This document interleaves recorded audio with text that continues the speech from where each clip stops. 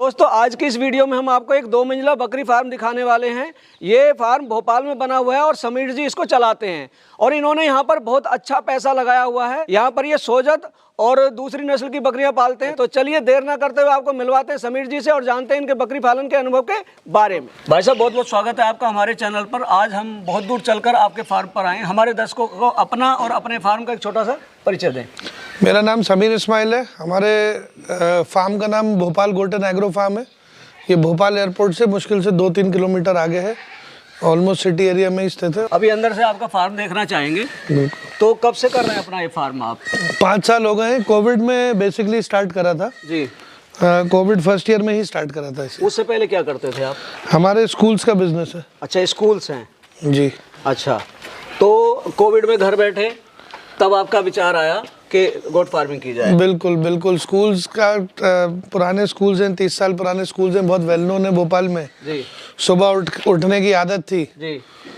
तो बस अब उठ के कुछ काम करने को था नहीं, जमीन थी पुरानी। जी जी। तो हमने कहा चलो इस पे गोट फार्मिंग ही स्टार्ट करी जाए। आपने ये एलिवेटेड फार्म बनाया है, नीचे भी बकरियां ऊपर भी बकरियां हैं। हाँ जी। डबल स्टोरी है। जी और जी। ये रैंप पे जैसे हम चल के आ रहे हैं। जी जी। ठीक है, अभी हम एंटर हो रहे हैं फार्म में। जी। तो एलिवेटेड बनाने की क्या सूझी? देखिए, जब मैंने सेल्फ स्टडी करी गोट्स की जी। तो मुझे ये रियलाइज़ हुआ कि इनका बीमार होने का सबसे बड़ा रीज़न यही है कि ये अपनी गंदगी में रहती हैं जी। और गीली रहती हैं क्योंकि यूरिन में रहती हैं। तो एलिवेटेड बनाने का पर्पस यही था कि एक तो स्मेल फ्री फार्म बनाऊं मैं, कि मेरे एनिमल्स में स्मेल नहीं आए, और दूसरा ये था कि ये बीमारियों से बचे। जी जी। मेन चीज़। तो फिर आपने इसी वजह से एलिवेटेड बनाया। जी जी जी। अंदर चलेंगे। जी। तो यहाँ से एंट्री हो रही है। कितना एनिमल है आपके? ये अलग अलग सेक्शंस हैं, सब सेक्शंस के गेट्स हैं अलग अलग। ये हम इस सेक्शन में आ गए हैं। जी। कितने सेक्शन है आपने यहाँ बनाए हुए? इसमें 6 सेक्शंस हैं साहब। 6 सेक्शन है। अच्छा, ये अभी हम जो गोट देख रहे हैं, ये कौन सी गोट है आपके पास? ये कुछ मिक्स्ड एनिमल्स हैं। जी। ठीक है, इसमें कोटा है, बर्बरी है, जी। सिरोही भी है। जी। ये बेसिकली ईद पे हर टाइप का क्लाइंट है, हर पॉकेट रेंज का क्लाइंट है। आपने ये उसके लिए तैयार किया? जी जी, ये होंगे धीरे धीरे, अभी 7-8 महीने। 7 वाला सेक्शन है, बकरियां बैठी हैं, सोजत की बकरियां हैं। ये सब सोजत हैं। जी जी। ये किस एज ग्रुप की है? ये बकरियां सब 2-2 साल की हैं। ये सब हमारी ब्रीडिंग बकरियां बनकर। जी जी। ये सब हमारी ब्रीडिंग बकरियां हैं जी। और मदर फ्लॉक है ये हमारा। जी, जी। तो ये बेसिकली हमारा मदर फ्लॉक है। जी। तो लगभग 70-80 बकरियां हैं ये अभी। जी। और इसमें हमने ब्रीडर, हम नेचुरल ब्रीडिंग करते हैं तो ब्रीडर इसी में छोड़ रखे हैं। अच्छा, ब्रीडर है इसी में है। जी जी। तो ये साइज क्या है जो अंदर सेक्शंस बनाए हुए हैं आपने? जी जी। लंबाई चौड़ाई कितनी है? ये मेरा 40 बाय 80 का शेड है। अच्छा, और उसमें सेक्शन कितने डिवाइड किए हैं? उसमें मैंने यू में 6 करे, एक छोटा सेक्शन पीछे करा है। वो बच्चों के लिए है या ब्रीडर के लिए है? वो एज पर रिक्वायरमेंट। अच्छा, जैसे एक्स्ट्रा जब हाँ, एज पर ब्रीड। जैसे अब सोजत मेरे पास थोड़ी क्वांटिटी कम बची है तो मैंने सोजत वहाँ कर दिया, वैसे वो बच्चों के लिए है। जी जी। अभी कितने एनिमल है फार्म पर? अभी साहब होंगे लगभग 200 एनिमल, कुछ सेल हो गए। वैसे हम लोग ऑप्टिमम 350-400 होते हैं, बट एज ऑन डेट अभी बात करें जी 200 से 250 के बीच का नंबर है अभी। जी। अच्छा, फार्म कितने एरिया में बनाया हुआ आपने? फार्म मेरा पूरा 1 एकड़ है। 1 एकड़ का कंपाउंड है और 1 एकड़ मेरे पास बाहर जहाँ मैं ग्रेजिंग के लिए लगाता हूँ। अच्छा, ग्रेजिंग कराते हैं आप? जी जी। एक तो हम ऑलरेडी एलिवेटेड के ऊपर खड़े हैं। जी। नीचे आपने ये जाली वाली सीट लगाई हुई। जी जी जी। ये जाली वाली सीट लगाने की क्या वजह रही? रीजन यही जो मैंने अभी आपको बताया कि जानवर हमारे बिल्कुल एक तो लेबर कम कंज्यूम होगी। हाँ। नहीं करेंगे नीचे चली जाएंगी। नीचे चले जाएगी, है ना? यूरिन करेंगी तो नीचे चली जाएगा, गीले में नहीं रहेंगी बकरियां। जी जी बिल्कुल। बेसिकली क्या है, हाउसिंग पे आप एक बार खर्चा कर लो अगर आप लॉन्ग टर्म का सोच रहे हैं। जी। जैसे मैंने लॉन्ग टर्म के हिसाब से प्लान फार्मिंग का प्लान सोचा था। जी जी। तो ये हाउसिंग में तो आपने खर्चा कर लिया, बट अब क्या ये लेबर में सब निकल जाएगा 5-10 साल। बिल्कुल बिल्कुल। मतलब लेबर की कॉस्ट कटिंग हो जाएगी तो आपके वो रिकवरी वहां से हो जाएगी। रिकवरी हो जाएगी 10 साल में, अगर आप देखोगे तो काफी हद तक रिकवरी हो जाएगी। ये आपने ऊंचाई कितनी रखी हुई है इसकी? ये साहब बीच में है 14 फीट जी। और जो 2 फीट का ढाल है तो 12 फीट। मतलब 12 साइड में है। हाँ। और बीच में है 14 फीट। जी। तो कितनी ऊपर आपने ये डाली हुई है, मेट्रो सीट बोल देते हैं? जी जी जी जी। तो वो डाली हुई है। जी। कितना खर्चा आ गया था इसमें बनाने में? साहब इसका कुछ ऐसा हिसाब तो मैंने रखा नहीं है जी।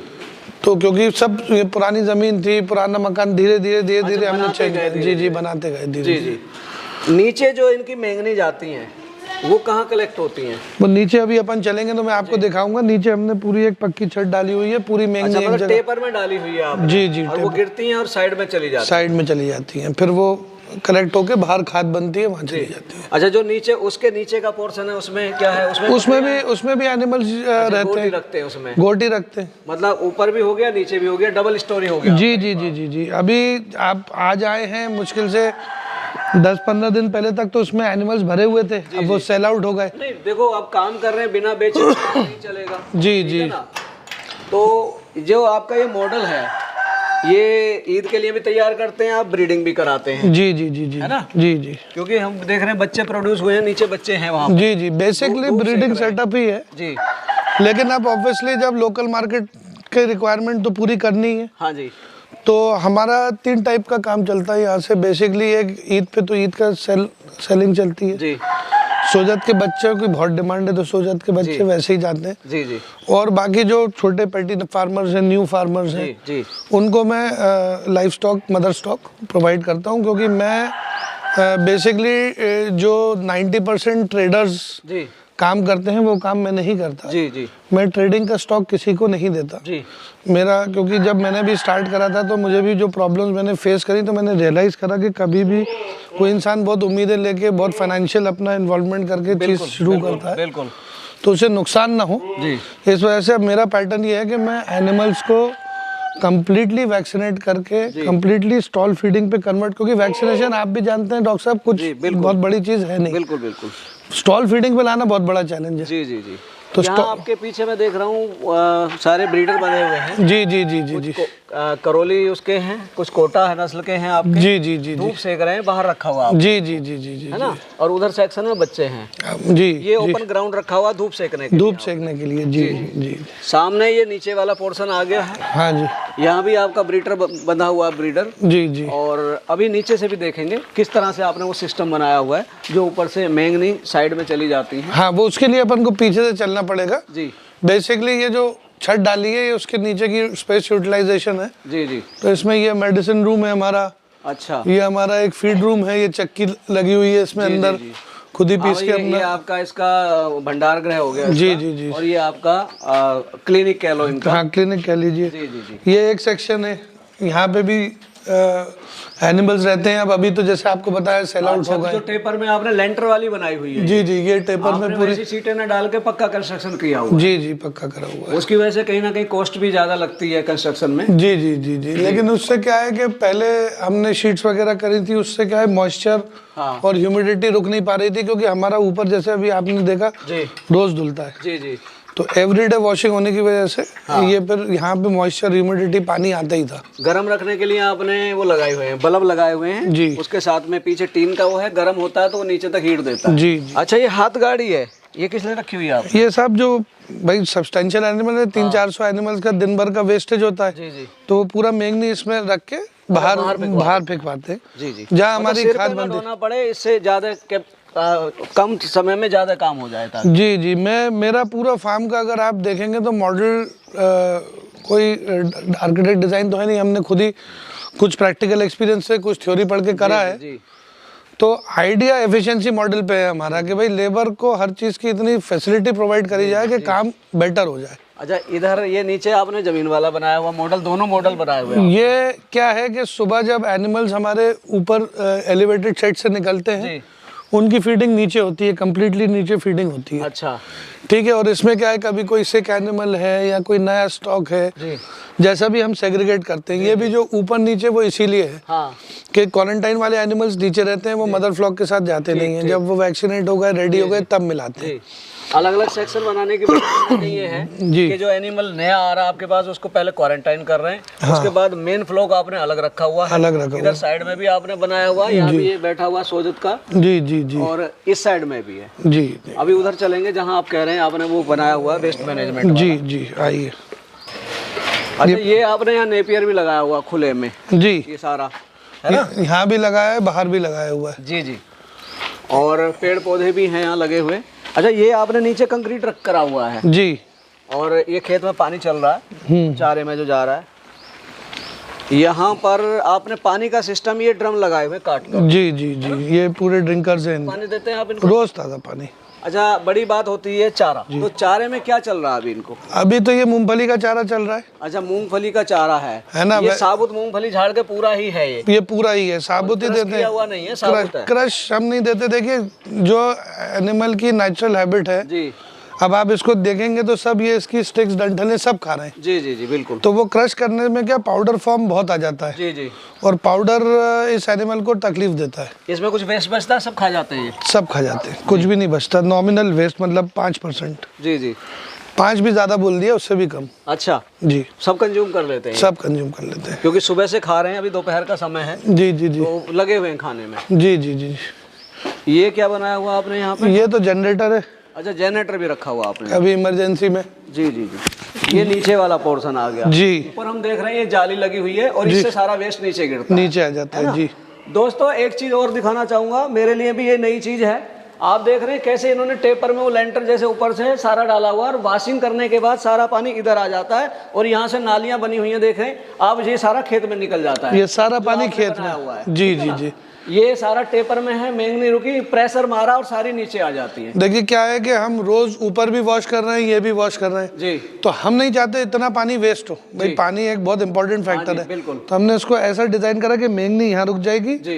ये पानी बह के खेत में चला जाएगा। और ये अभी उठा के गाड़ी में भर के बाहर डाल देंगे। जी जी जी। बड़ा यूनिक सिस्टम बनाया आपने। कम से कम लेबर कम से कम है, अगर नहीं भी है कोई, आप हफ्ता भर भी इसे ना करें तो चल जाएगा। तो चल जाएगा, लेकिन हम रोज करते हैं। जी जी। इसीलिए आप अभी यहाँ खड़े हैं जी। स्मेल नहीं है। हाँ नहीं है, मतलब ये तो गंदगी में ही खड़े हैं, इसमें स्मेल नहीं है। गीला तो इसलिए कि धुलाई हुई है। हाँ हाँ हाँ हाँ। आपको एक अच्छा खासा अरसा हो गया शुरू किए हुए, ठीक है? अच्छा खासा पैसा भी आपने इन्वेस्ट किया है, क्योंकि बेसिकली तो आप एजुकेशन से रिलेटेड है, चाहे खाली समय में बनाया आपने। प्लानिंग तो ये भी बिजनेस की तरह ही कर रहे हैं। जी जी बिल्कुल, बिजनेस ही है। और अच्छी खासी बकरियां भी हैं। बेसिकली अर्निंग वाइज कैसा काम है ये? इसमें अच्छी अर्निंग है, डिसेंट अर्निंग है जी। इसमें क्या है कि इसमें मेन फ़ायदा तब है जब आप ब्रीडिंग सेटअप करें और ब्रीडिंग सेटअप से आप अपने जानवर तैयार करें, तो वो फिर मेन अर्निंग है जी।